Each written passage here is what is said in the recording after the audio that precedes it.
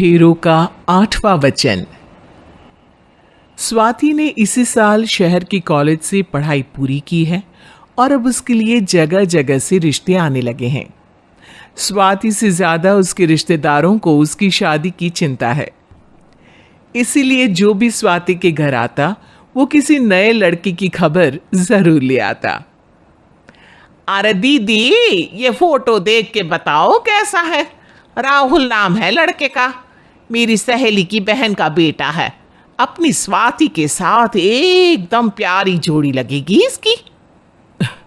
जरा दिखाना, फोटो तो बढ़िया लग रहा है। कोई गलत आदत वादत तो नहीं है ना इसे? और कमाता कितना है? अरे कोई गलत आदत नहीं है दीदी, आप कहो तो एक मीटिंग करवा देती हूँ, फिर सब कुछ फाइनल कर लेना। हाँ हाँ, ये सही कह रही हो तुम। संडे को स्वाति के पापा भी घर पे ही रहेंगे। बुआ फिर वहां से चली जाती है और रात को स्वाति की माँ उससे कहती है, स्वाति बेटा, आज कमला बुआ ने एक लड़के की फोटो दिखाई है। संडे को वो लोग मिलने आ रहे हैं, तैयार हो ना तुम बेटा? अरे मम्मी, आप कहाँ कमला बुआ के चक्कर में आ जाती हो? अभी इतनी जल्दी कोई शादी वादी नहीं करनी है मुझे। अरे बेटा, अच्छा लड़का है, बुआ जानती है उसे अच्छे से। हाँ स्वाति बेटा, एक बार मिल तो लो, बाद में देखेंगे आगे क्या करना है। वैसे तो कमला रिश्ता लाई है तो मना करने का तो कोई सवाल ही नहीं उठता। संडे की सुबह होती है और कमला बुआ राहुल और उसके मम्मी पापा को लेकर स्वाति के घर आती है। अरे आइए आइए भाभी, इसे अपना ही घर समझिए। इनसे मिलिए, ये मेरे भैया और ये मेरी भाभी हैं। नमस्ते भाभी जी, ये है हमारा लड़का राहुल, सरकारी नौकरी की तैयारी कर रहा है ये। वैसे आपकी बेटी कहाँ है? अरे स्वाति बेटा, बाहर आ जाओ। वैसे कितनी पढ़ाई की है स्वाति ने? जी, पोस्ट ग्रेजुएट है हमारी बेटी साइंस में। ये सब तो ठीक है, पर घर संभालना जानती है या नहीं? हमें कौन सी इससे नौकरी करवानी है, नौकरी तो मेरा बेटा करेगा ही। पर मैंने इतनी पढ़ाई की है और आप चाहती हैं कि मैं घर पर ही बैठी रहूं? अरे स्वाति बेटा, ये बड़ों की बात में तुम कहाँ बोल पड़ी? हम सब देख लेंगे क्या करना है क्या नहीं। हम तो इसी बात पर विश्वास करते हैं कि घर के लड़कियां घर में ही रहे तो ज्यादा अच्छा रहता है। वरना भाई साहब, आप तो आजकल के हाल जानते ही हैं, कितनी घटनाएं होने लगी हैं औरतों के खिलाफ। स्वाति बेटा, रसोई का काम तो पूरा जानती हो ना? शादी के बाद तुम्हें ही संभालना है वो सब। अरे बहुत अच्छा खाना बनाती है ये, आप सब लोग इसकी तारीफ करते नहीं थकेंगे। लो भाई, हो गई मीटिंग, अब शादी की तारीख फाइनल कर लेते हैं, क्यों भैया? भाई, हम तो पंडित जी से चर्चा करने के बाद ही तारीख फाइनल करेंगे। सालों से हम उनकी बातें मानते हुए आ रहे हैं।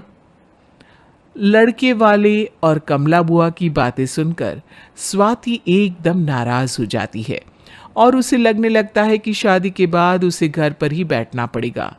लेकिन घर वालों के आगे उसकी एक नहीं चलती और उसे शादी के लिए हाँ कहना पड़ता है।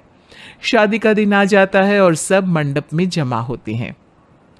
अब फेरों का समय हो गया है, अब कन्या अपने वर से 7 वचन मांगेगी। आप किसी धार्मिक आयोजन में जाए तो मुझे भी ले जाएंगे। आप मेरे माता पिता का भी बराबरी से सम्मान करेंगे, हमेशा मेरा साथ निभाएंगे। आपको दोनों परिवार की जिम्मेदारियां बखूबी निभानी होगी। हर ज़रूरी बात में मेरी भी राय लेंगे। आप सभी गलत आदतों से दूर रहेंगे। आप मेरे अलावा किसी और औरत से कोई गलत संबंध नहीं बांधेंगे। ये 7 वचन पूरे हुए, वर क्या तुम्हें ये सारे वचन मंजूर है? जी हाँ पंडित जी, मैं सारे वचन अच्छी तरीके से निभाऊंगा। अरे वाह वाह, बढ़िया तरीके से सब काम संपन्न हो गया। तो इसी के साथ विवाह संपन्न हुआ और आज से ये दोनों पति पत्नी हुए। 1 मिनट पंडित जी, अभी एक वचन लेना बाकी है। अब कौन सा वचन है बेटा? मैं अब हमेशा के लिए किसी दूसरे घर में जाने वाली हूं, तो पति के अलावा मैं अपने सास ससुर से भी एक वचन लेना चाहूंगी। अब कहो बेटी। मैं ये चाहती हूँ कि मुझ पर किसी बात की कोई पाबंदी नहीं लगाई जाएगी। मुझे सब कुछ करने की आज़ादी होगी और मैं भी विश्वास दिलाती हूँ कि मैं एक अच्छी बहू बन के दिखाऊंगी। स्वाति की बात सुनकर उसके सास ससुर एकदम चौंक जाते हैं और कुछ बोल नहीं पाते कि उतने में कमला बुआ बोल पड़ती है। अरे बेटा, ये भी कोई कहने की बात है? रानी बन के रहोगी तुम तो। वचन देने से पहले सोच लीजिए, क्योंकि शास्त्रों में वचन ना निभाने वालों के लिए नरक से भी बदतर सजा लिखी है। स्वाति की चालाकी से वहां मौजूद सब लोग प्रभावित हो जाते हैं और लोगों में बदनामी ना हो जाए, इस कारण स्वाति के सास ससुर को उसे वचन देना पड़ता है। और कैसी अपशकुन वाली बातें कर रहे हैं आप पंडित जी? हमें मंजूर है बेटा तुम्हारी शर्त। स्वाति अपनी समझदारी से अपनी बात अपने ससुराल वालों से मनवा लेती है और खुशी खुशी राहुल से शादी कर लेती है। अब से हर शादी में मैं खुद 8 वचन दिलवाऊंगा। ओम मंगलम मंगलम मंगलम।